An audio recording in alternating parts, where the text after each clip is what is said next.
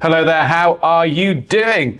Here in Hong Kong today, it is raining. It is an amber rainstorm, which means we all still have to go to work. I think it's red or black that some people get to stay home. Don't think lawyers do, unfortunately. But it means we've got thunder and lightning. So apologies if there's some weird noises during this video or the occasional flash of dramatic lightning. But it is pretty grim here, I have to say.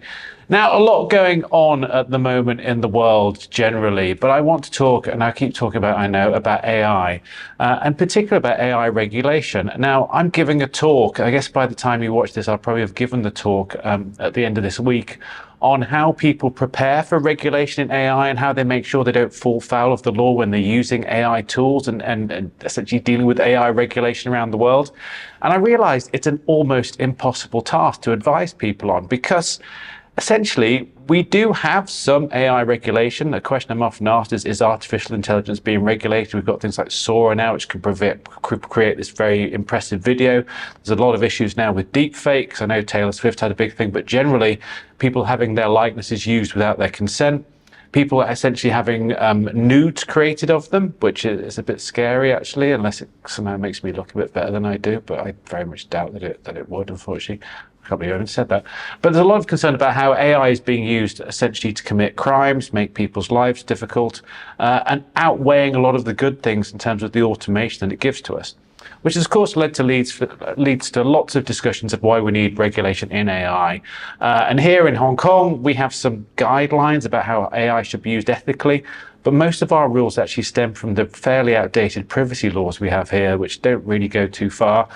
In mainland China, they do have some rules relating to regulation, how AI should be used in an ethical way, upholding essentially the communist principles that apply towards pretty much anything in mainland China. But again, they're very much about how AI shouldn't be used to essentially destabilize the government or destabilize society. They're not really concrete regulations, they're more guidelines, they don't really go any further than that. And that makes me wonder whether it's actually very difficult to come up with a concrete regulation of AI, because actually it's in its infancy. It's been about, let's figure this out, ChatGPT 3 or some things really start to go mainstream in terms of generative AI, right? It's been about 18 months since AI really crashed onto the scene. That might seem insane to think that because so much has happened in so little time. I mean, we've gone from being able to write a letter to someone, but very quickly in an automated fashion, to essentially being able to create videos. A guy here in Hong Kong got mistaken by some AI video that essentially pretended to be his chief financial officer and led him to transfer millions and millions of dollars out of the company. So this is how far we've gone. And the first jurisdiction to really deal with it in a concrete sense, like I said, all the jurisdictions have copied on things like privacy, copyright, certainly in Japan, the focus is very much on copyright, is the EU. Now, I've been talking about this for a while. The EU Artificial Intelligence Act has finally been passed. It was passed in March. It's coming into force slowly but surely. And it's quite an interesting law because I think a lot of the previous regulations have focused on a specific thing in terms of whether you, quite often actually, I must admit, they've been often sort of financial or commercial interests. I use the example of trying to protect people's IP or protecting the state. I mean, I used the Chinese example earlier, or essentially making sure you don't fall foul of data privacy regulations, which again, I think is a bit of a sort of an easy cop out. You don't want, I mean, privacy regulations now, I don't mean to sound a bit glib, but they're a bit old hat and they kind of apply to everything and people kind of use them. So how do you actually do, and how is the EU actually focused on making a comprehensive AI Act? Now, they've done it essentially by producing what is essentially a framework. People have been talking about the AI Act as the GDPR for AI. And it sort of is in that it has similar fines, although they are potentially higher, depending on what happens to you. But it is very much a framework, more so, I think, than the GDPR ever was. So though it's been passed, it now is going to rely on lots of secondary legislation to actually make it count. Now, what this does is it's not essentially focusing on protecting businesses. It's very much trying to protect the rights of individuals and the way that AI is used in society. So it's very, very different, I think, to how you would see it used, say, in the part of the world where I am, for example. So a lot of it is focused on decision making and where AI is essentially used either to monitor people or to collect information. So, for example, they are outlawing essentially, I guess, profiling of people using facial recognition. You can't use unsolicited or you can't use facial recognition to essentially produce profiles of people without essentially getting their consent, having to know what it is. And the way that it works is where someone is using an AI tool, or where any organization operating in the EU is using AI, and think about it, more and more organizations are using AI all the time, it separates them into categories of risk. So you've got the very high risk level where essentially AI could be used to make a decision or essentially damage someone's rights, all the way down to essentially, I guess what you would say is something very benign that's not really going to affect anyone. Now I've got a list of things and I'm going to flash it up on screen. Can you see? You can see the sort of things that they refer to. So as I said, essentially the requirements of the European Union AI Act differ depending on the risk level posed by the system. So AI systems that present a limited risk are subject to fairly light touch transparency obligations. You essentially have to inform users that the content that they're engaging with is AI generated. And that's kind of a cool thing because we don't really have much of that at the moment anyway. It's often quite difficult to tell whether something has been generated by AI. And high risk AI systems, anything that's more high risk, needs to be authorized and essentially subject to tougher requirements and obligations, such as the need to carry out what is called a mandatory fundamental rights impact assessment. This means that citizens have a right to receive explanations about decisions based on the use of AI systems that affect their rights. Now let me get rid of the slide for a minute. I'm back.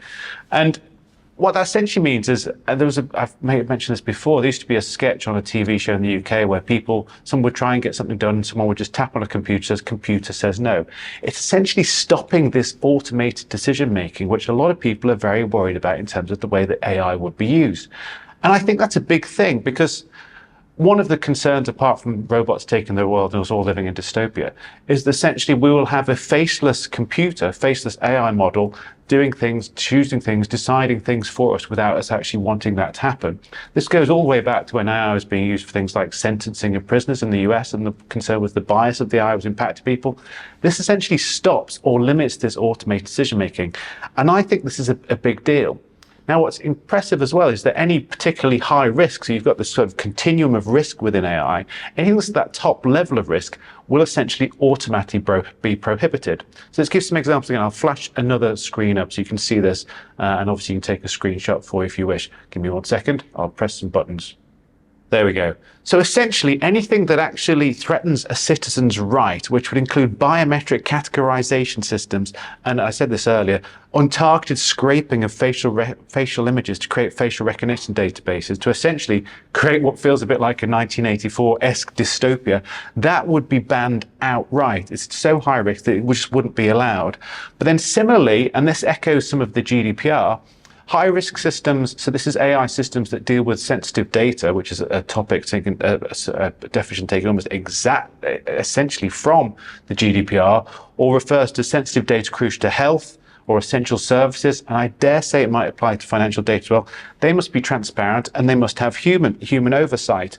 Essentially, you've got to be in a position whereby if you are using AI, there's got to be a right to go outside of the computer, outside of the artificial intelligence, and speak to a human being, and make sure that actually you're not being ruled by something you have no control over.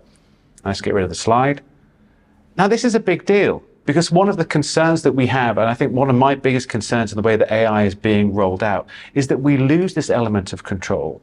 It's very easy to outsource something to an AI construct, to an AI platform. And I figure, I see this in the way that people worry about they're going to be losing jobs. Very much the case is they don't want people to have decisions made about them without their consent, without them knowing exactly what's going on. And I think this is crucial. And I actually think it puts the EU as a bit of a trendsetter. It was with the GDPR, which I consider to be the gold standard of essentially of data privacy law. I think it's the best one in the world, and I feel like that's been the model that other jurisdictions often followed, often with their own different idiosyncratic things to it, but very much they've followed that model. And I think that's what's actually happening now, is that the AI Act, the EU AI Act, is trying to do the same thing, only for the regulation of artificial intelligence.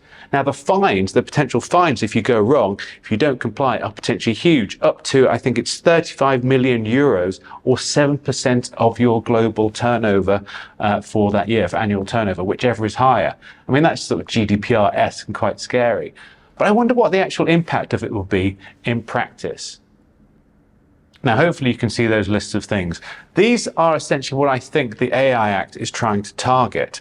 It's, again, not necessarily protecting big business. It's not essentially protecting copyright. It is protecting to an extent of protecting what I would call data privacy to an extent, and it is to a certain extent perhaps protecting some sort of copyright.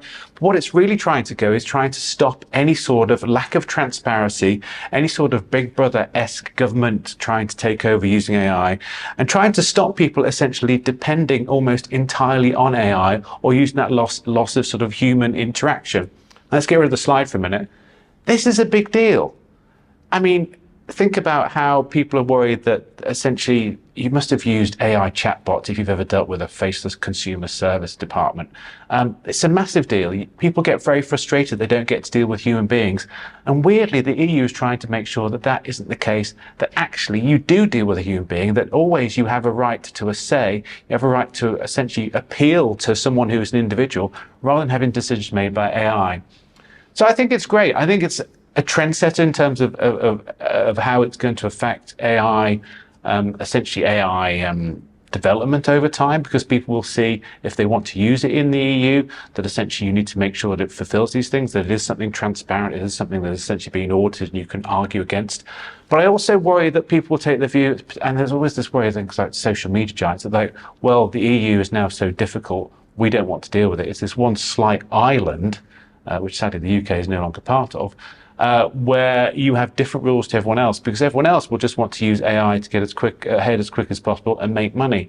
But it goes back to actually protecting us, and this is a bit of a big picture thing, protecting us as a bit of a human race, that we don't lose our humanity because of AI, that we don't essentially get into a position where we allow AI to take over. A bit like when any sort of new technology takes over and we lose some of the things that makes us human and kind of ruin things that were pretty good in the past. I mean, think about how, and this is a really, really silly example. I have a big bugbear. Mobile phone technology, obviously do love my iPhone, is great.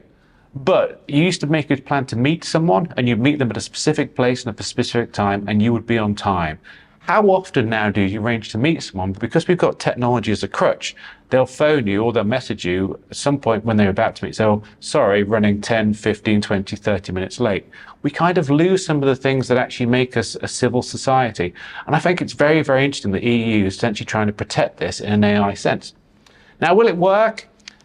I have to say that the AI Act, and I recommend having a read of it, it's very long, it is very much a framework. It's setting out ideas, it's setting out risk levels, but it's got so much work to be done in terms to make it happen. And the secondary legislation that is coming will do that. There's also the fact that it's probably going to be outdated very, very quickly indeed.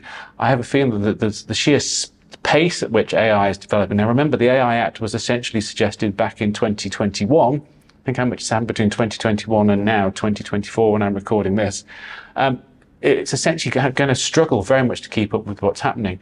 Now, maybe it'll go with the GDPR and privacy legislation. The EU will update it, will impose fines, bring cases against various giants they think are abusing it, but we'll have to see. The other question is, and one that I'm quite curious about, is whether other jurisdictions will follow suit. Now, I don't think we'll see necessarily the same thing happening in Asia. I don't see China developing the same approach as the AI Act, for example. Hong Kong will wait and see. We're still waiting to get a decent privacy law, so maybe that won't happen. And I think we'll end up with a hodgepodge of different jurisdictions having different views on AI. And that means, if you think about it, there are probably something like, guessing now, about 190 countries in the world at the moment, all of which are different or slightly different jurisdictions. They will all have different views on how AI should be regulated. Some won't care whether it should be regulated at all. But this means that it will never be actually possible to know what the law is in every jurisdiction. We'll have different islands across the world of how AI is treated and how it develops. And it may mean that some civilizations, I've been playing too much Sid Meier games. It may mean that some jurisdictions, some countries get more ahead in the way AI is, but also maybe you lose something in the process. Whilst they automate things to the nth degree, they may find that their citizens are not as happy as they were. It feels very much the AI Act is a way to essentially protect the individuals within the EU, and we'll see if other people follow suit. But there we go. That's it for now. I thought it was very interesting. It's such an interesting law, and to think that it applies to the entirety of the EU, or at least it will eventually, as we get the secondary legislation coming into force, without a clear framework really about how it's going to be processed, used. It's very, very interesting, and I think it'll be fascinating to see how it develops and how other jurisdictions either follow suit or ignore it completely. But that's it for now. If you've got any comment on how you think the AI Act should be, whether other jurisdictions need an AI Act, whether actually the fact that we've got so many jurisdictions and because the AI Act is so vague, it's almost impossible to keep up with AI regulation, please by all means let me know. I will be back very soon. I have got lots of stuff going on. I'm speaking more specifically about regulation in AI itself in a couple of days, as I said, and I'm about to go to conferences to go and speak to lots of people about AI in general, and indeed all things that also are technology. But I'm sure I'll be back very soon to talk to you. Have a great one, and I'll see you soon. Take care.